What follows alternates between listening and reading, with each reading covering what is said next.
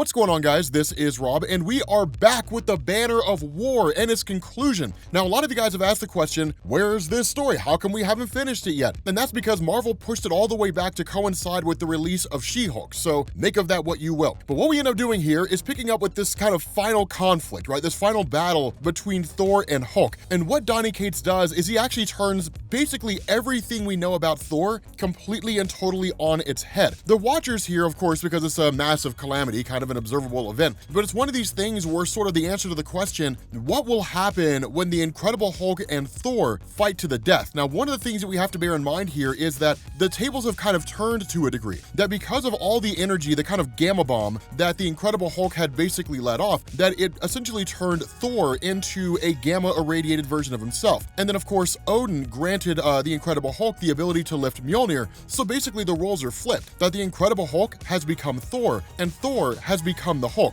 But the thing about this is that what you have while this whole conflict is going on, you have Odin who's actually talking directly to Banner himself and literally saying, okay, you have to pull out all the stops here. And one of the things that happens is you have Odin that says, like, we have to find a way to get him, like, to get him out of this place. We have to find a way to get this guy defeated. But the issue of really, from Hulk's perspective, is the Bifrost is gone. Thor destroyed the Bifrost in his Hulk form. So the question is, if the Bifrost is gone, how in the world do they teleport him out of there? Like, if we have to try to get him to Asgard, how can we do that? And the response of Odin, and this is really kind of a funny thing, the response of Odin is, that's because you're only looking at Mjolnir in the way in which Thor ever used it, which was as a hammer. He just hit things with it. But the power of Mjolnir stretches far beyond anything that Thor has used it for. Remember, the hammer is empowered by a god. At first, it was the Tempest Storm, right? The god Tempest, literally a cosmic entity that Odin confined to the inside of the hammer using magic, as well as basically smithing that was done by the dwarves. The other part of this is that once the god Tempest was basically defeated and the hammer was destroyed, when it was recreated, it was imbued with the power of Odin. And that's what he's referring to. It's empowered by me, and my powers are almost limitless. So sure, we can't necessarily take him, like we can't take him to Asgard using the Bifrost Bridge, but the Bifrost Bridge is not the only way in and out of Asgard. And so while this is all going on, you have this portal that's opened up using the hammer that sends the two of them to Asgard proper. And when they arrive there, you've literally got all these Asgardians who are watching this fight unfold. And the question that's being asked by Sif is, with everything going on here and the Incredible Hulk having Mjolnir, even without it, the Incredible Hulk could literally crush Thor, right? Like, Thor has barely ever beaten Hulk in the past. And the response of Beta Ray Bill is, that's not true. The Hulk has never actually fought Thor, not the real Thor. And this is Beta Ray Bill, or at least Donny Cates by way of Beta Ray Bill, turning it all on its head. That what Donny Cates basically tells us here is that in the past, when Thor and the Hulk have fought, that Hulk faced the Avenger, right? The humble and noble Thor. But do not forget, there was a reason Thor was cast down to Midgard, to learn humility, to learn honor, to learn to wield his power with mercy. But now, Hulk faces not just the mirror of his own rage, but a rage that has been held back for hundreds of years, a power this world has never seen. In the past, when they've clashed, Thor believed truly in his heart that somewhere inside of the Hulk, there was a man, an ally, a warrior worthy of forgiveness, of mercy.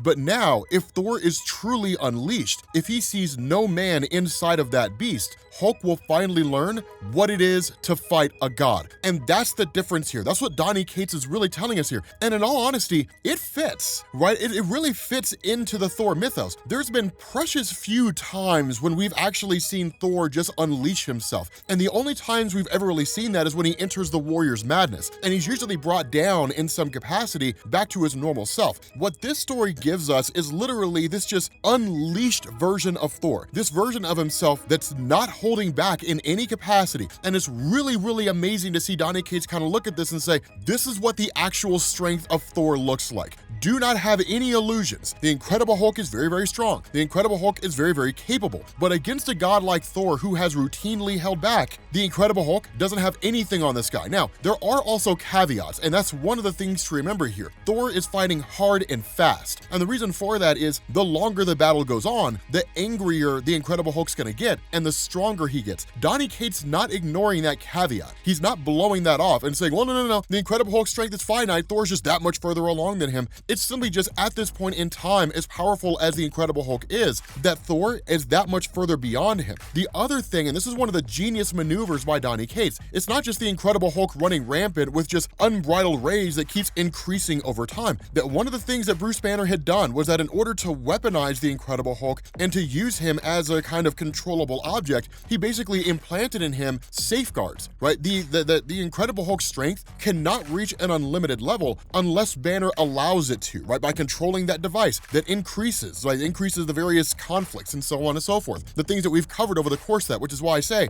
you should definitely go back and watch our coverage. We'll have a playlist down in the description so you can get caught up for those of you guys who are new to all this, so you're not feeling left out like what in the heck is going on here. But basically, there is a kind of temporary cap, a temporary limit to how strong the Incredible Hulk can get. Now, the question that would have to be asked here, and this is the question that's not really being asked, and I really hope that Donny Cates asks it over the course of his run. The question to ask here is, what happens when the Incredible Hulk fights Thor and it's like Heart of the Monster Hulk or like World Breaker Hulk, like the most powerful version of the Hulk that we've seen? Because while this version of Hulk is strong, he's not World Breaker. He's not like the World War Hulk version of himself. He's not up there with like Heart of the Monster Hulk, but Thor is incredibly strong, hence the reason why he's able to overpower him in this way and why Hulk needs Mjolnir to come out on top. So what they end up doing here is they come up with a plan. They say, okay, what we have to do here is we basically have to push Thor into the World Tree, because by pushing him into the World Tree, we can basically channel the energies of all the 9 realms, basically the power of the universe itself, into containing and controlling him. And where Hulk does that and knocks him into the World Tree starts to basically encase Thor, but it doesn't work. He actually starts to rip out of it. And this is one of the things. What Odin says here is he says, for Thor, right now, we are using the united power of every realm in the known and unknown universe to cage his madness. All of the voices of the elders whispering to him, guiding him back to the god that he is, literally trying to talk sense into him. All of the magics and enchantments known to the runes and fates to leech this fury from his soul. All of this, and I don't think it's enough. Now, there are things we can infer here, right? There are things that we can draw on here. For example, when Thor used the powers of the runes during the old Thor Disassembled story and destroyed the ones who sit above in shadow, he became Rune King Thor. That the powers of the runes are not enough to contain him in this Hulk form with this unbridled rage. So you could probably make a credible argument that this version of Thor is beyond Rune King Thor. Now, I'm not going to say that with any real certainty. There's nothing to really indicate here that's the case. It's quite literally us just sort of looking at the evidence and, to a degree, cooking the books. That's kind of what it is. But regardless of whether or not you see him on that level of power, he still achieves a monumental feat, which is the exact same thing that Rune King Thor did, in the sense that he destroys the World Tree. Now, the difference is that instead of using Mjolnir to smash the tree to bits, he actually rips it out of the ground. Like, he rips the World Tree out of the ground. Now, one thing to understand, and this is a testament to just how powerful this version of Thor is, the World Tree is anchored to realities. It's anchored to entire dimensions, right? We're talking about an object here that literally holds sway across pretty much the universe itself. So it's almost like Thor ripping out a portion of the universe. It's crazy. And that's when like Odin and like Bruce Banner are watching this, and it's like, how the hell do we beat that? How do we beat a guy who can basically rip a hole in the universe? How do we face off against something like this? And the response of Banner is, it might be that it's not even one of these things where we fight. We can't stop this through physical force. We can just keep fighting and fighting and fighting, but the reality is it would probably lead to the end of reality as we know it. The only way to do this is to actually talk to him. And that's what Odin does. Now, initially, this kind of seems to kind of fall flat, but what Donny Cates is doing here in terms of like Thor and Odin is actually years in the making. Because one of the things that's always been a hallmark of the character of Thor is the grudge he holds to his father, and to a degree, the grudge that Odin holds towards Thor. That the two of them never quite saw eye to eye, and they were as much enemies in a lot of instances as they were father and son with a familial relationship. What Donny Cates has been working on here over the course of his run, and even to a degree what was happening in the run before his, in Jason Aaron's run, is you were basically talking about Odin sort of changing things up a bit and being more of a father to Thor than he had ever really been before. And that's what he tells him. He was like, it's me, like I'm currently in possession of the Hulk's body. It's me that you're talking to, it's Odin. And he literally apologizes to him and he says, I'm sorry, my son, not only for the many troubles, but for what I have done as well. I know that I have not always been kind to you. I have made many mistakes. too many. But through it all, despite my failures, despite our differences, I must remind you, I still love you, son. And where it begins to kind of talk down Thor to a degree, the response of Odin is, if you would, my boy, allow me to do what all fathers are called to do for their sons, help them with their burdens. And this is a hugely significant moment here, but it's like the fight between Dr. Doom and Reed Richards at the end of Secret Wars. It's only important if you understand the history between the characters. If you don't really know much about the history between Odin and Thor, the moment's entirely lost on you. And it looks like Donny Cates is just taking the lazy way out in a story. But looking at it for what it is and knowing the history between the two, that Odin has always been cold and hard towards Thor, that he wasn't really much of a father figure to him. And so what this does is it's almost kind of Donny Cates transposing the real life circumstances that we endure, right? Sons that argue with their fathers, fathers that argue with their sons, fathers and sons that can't quite see eye to eye, that have these huge rifts, and it's Odin and Thor mending the rift between the two of them. What this does is it allows Odin to use the Odin Force to basically burn the gamma radiation out of Thor. And then because the Odin Force is effectively limitless, it allows him to restore the world tree of Yggdrasil. Now, that's one of the things to know. A lot of times people are kind of like, I mean, this kind of seems like a caveat, but not really, right? It's always happened that way. That's how Thor was able to restore Asgard during J. Michael Straczynski's run, is how he was able to find the various Asgardians that had been confined to human form and restore them. So it's one of those things where it's you're kind of forgetting the history of how the Odin Force works, and then in turn, getting pissed off about it, right? Like it's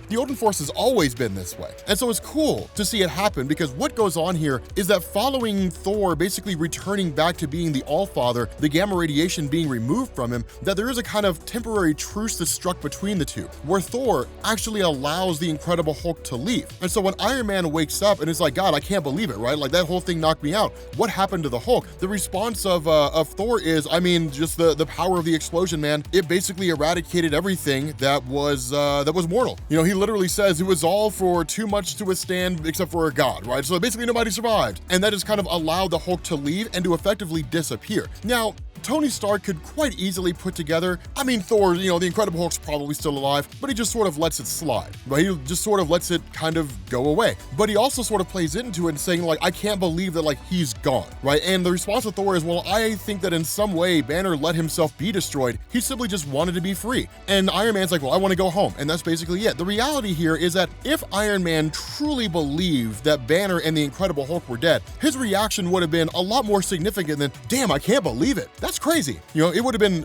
much larger than that. Like, I mean, it would have been a pretty big deal. Like, it's a pretty huge thing. But regardless, of course, this basically sees what is, to a degree, everybody just kind of going back to some measure of normalcy. But for the Incredible Hulk himself, the cool thing about this is the story continues on. That Banner jumps right back into the bleed, which is the space between universes, and right back into the multiverse again. Where his journey takes him, I have no earthly clue. But with that being said, guys, we're gonna bring this video to an end. Thank you all for watching, and I will catch you all later.